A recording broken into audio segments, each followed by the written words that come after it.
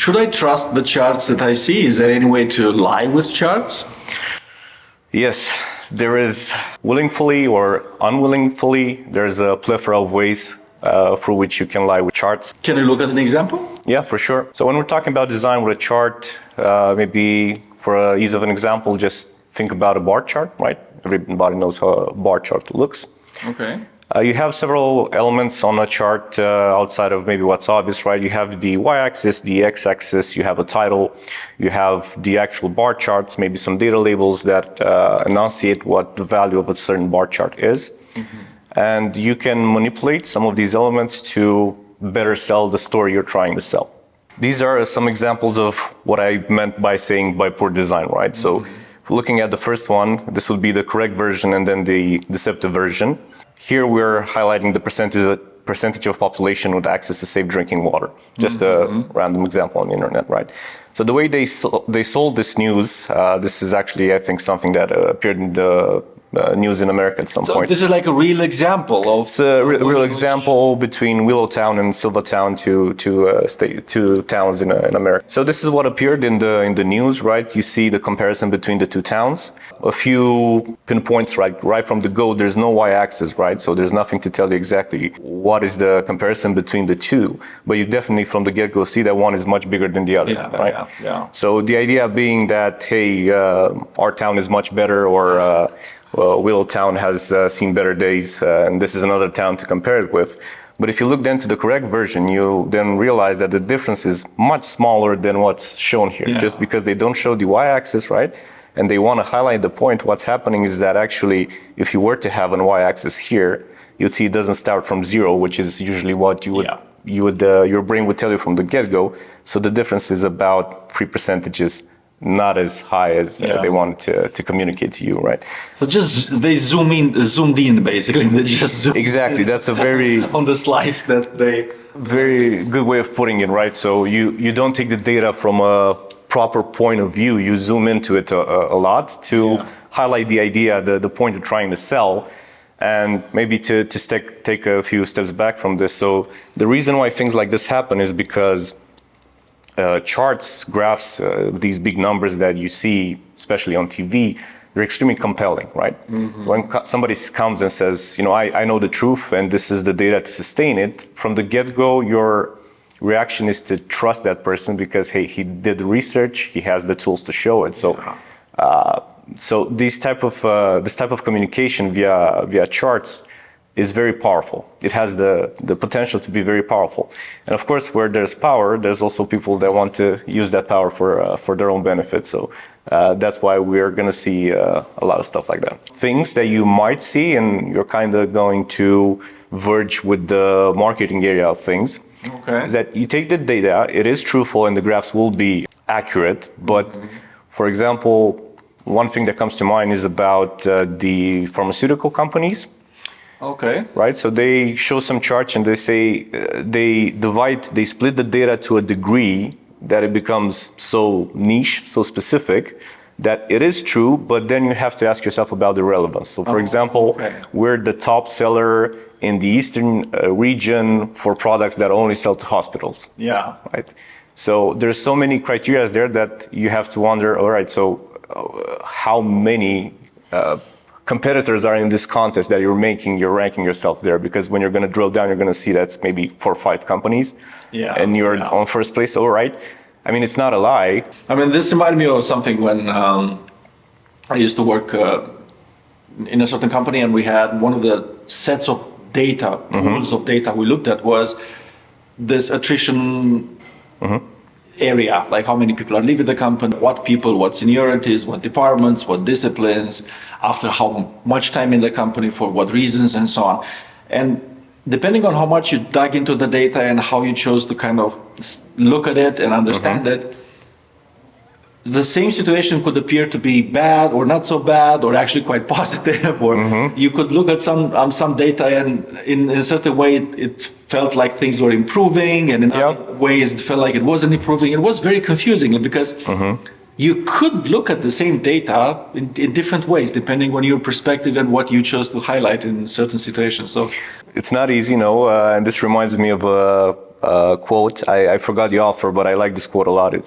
He said, "If you torture the data long enough, it will confess to anything." Yeah. And it's exactly in sort of like the example that I gave with the pharmaceutical companies as well, right? So if you split it and divide it enough, looking for that specific angle that you're looking at, you can get there. Yeah. You can get there. So it's always a balance to try to be truthful to what you're showing in these images, and what is your aim with them? Because if the aim is not that we want to look at the data and show the truth, but we have a message and we just want to use the data to support that message, that's a territory I wouldn't like to be in. So part of your job is to not only come up with technical solutions on how to visualize data, but also to kind of think how to best take some complex data and simplify it in a way which is simpler, but still truthful and proportional to the actual detail, which maybe people don't have the patience to look at. So you have to simplify it, but through simplification, not lose the essence of it, I guess. Yeah, so I would say my job is sort of like, I would maybe divide it in two for ease of understanding. There's all of the back-end stuff that happens before we get to these visualizations. Yeah, so it's just like looking at the data, storing it, making sure the data quality is as you expected, making sure everybody understands the same thing by the same definitions, because that can be a big issue. And after all of this is done and triple verified, and we can be sure that we can depend on that data, then there's the second part of the job, which is more the data analysis part, which implies a lot of communication. You have to discuss with a lot of people, make sure everybody, like I said, understands the same thing. And then there's industries where these type of metrics and analysis are standardized, and that's perfect. Oh, okay. Everybody in the industry agrees that this is the metric we're trying to follow. This is not always the case with the companies we work with. Sometimes their product is maybe more innovative or newer to the market. And then you're in a position where you kind of have to, define these metrics. How do we measure our performance? And it's a back and forth of, I understand it like this, I understand it like that. We had projects where even simpler questions like, what was the revenue that we had last month? According to the department you asked, marketing would give you a number, finance would give you another number, software development would give you a different number if they're also involved in this. So aligning all of these metrics company-wide is one of the big tasks we challenge ourselves with. Yeah. So that makes me think of the two-way relationship between charts and visualizing information and business processes. Yeah. Because in theory, on paper, and we know that doesn't happen, but on paper, you should get your input from the business processes. So they should tell you, okay, this is what you measure, this is why you measure it, this is the way we measure it, and you just make it show up on the screen. Yeah. But if I understand correctly what you're saying, sometimes you trying to come up with the right charts and ways to visualize data raises questions that the business hasn't yet answered. Could be. They don't have a formula for that, they don't have a process for that. So you also input into them and sort of make them realize that they need to clarify some things and come up with some answers. Definitely. So I think the best charts make you see things from a different perspective. So they tell stories that you cannot innately come up with. You see it in a chart, and then you start asking yourself questions about these things. And I think that's a good sign. But it's a process. It's not a done deal. You've done it and it's over. You have iterations. You go back and forth. You decide on, again, what's fair, what's accurate, what we align with. And this happens a couple of times, and then you decide, okay, at least for now, for this iteration of the report, this is the version we're going to follow. I wanted to give you another example about charts. Another way in which people sometimes, let's say, lie with them is that they show you insufficient data. So there's nothing wrong with the chart, and there's nothing wrong with the data, but it's sort of, again, so zoomed in one particular niche that it's not truthful. So there's this cool book. It's called How Charts Lie. Good to put it. Yeah, it's written by Alberto Cairo. He's a journalist. I think he's Spanish descent, but he's living in the United States. And he has a lot of examples in this book, and very neatly organized by different criteria. And some of the examples we're discussing today are from that book as well. Many of them, not all of them, but many of them are in the political spectrum, because when the book was written, Trump was president, and a lot of interesting communications came from that time. During Obama's term, he issued this policy that was called DACA. DACA stands for Deferred Action for Children on Arrival. So it has to do with illegal aliens, particularly from Mexico. What this policy said is that if these illegal aliens are children, so are underage, we're going to give them protection and a work permit. So a DACA recipient is such a person. When Obama's term was over, they nulled it. They got it out, and this is the main reason, the main chart they used to legitimize this decision. So what they're saying is that, from all of the DACA recipients, over 2,000 ended up being felons or convicts in America after they got the work permits and everything else. When you're just looking at this number, right? So in the book, he has also a great quote that is, a chart shows only what a chart shows.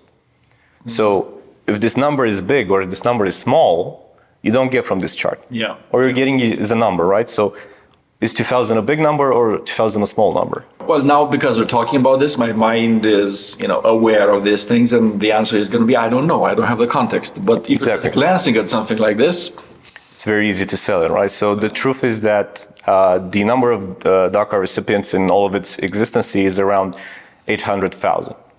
okay. So if you are to do the math, the percentage of people that actually ended up being felons is somewhere around 0.3%.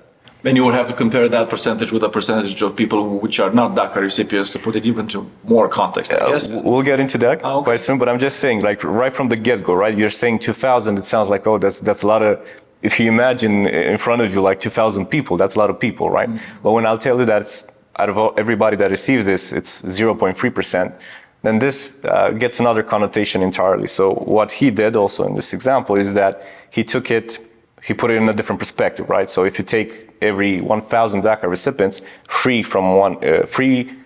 people from every 1,000 sample ended up being a felon or a convict. And this is the comparison with 1,000 voting age people who live in the US, right? So normal people, non-aliens, which is actually much higher than the illegal aliens. So there's some debate to have, if you want to have it, if this number is big and maybe we should drop it down and what we can do in that area.